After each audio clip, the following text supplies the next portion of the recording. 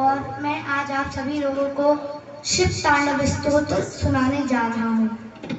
और ये शिव तांडव स्तोत्र रावण ने शंकर जी को खुश करने के लिए गाया था।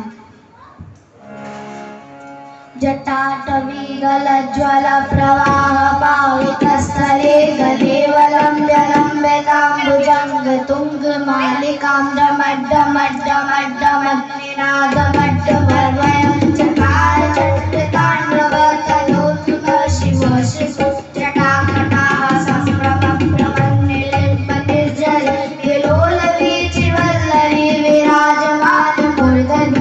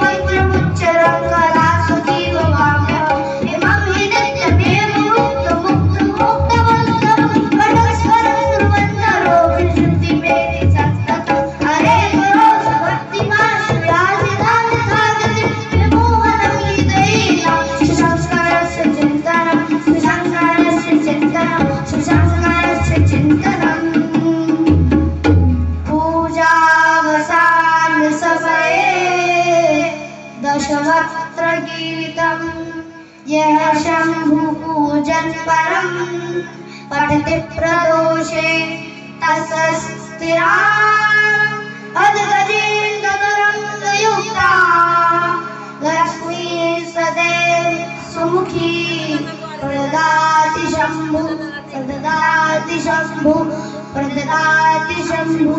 ॐ नमः शिवाय।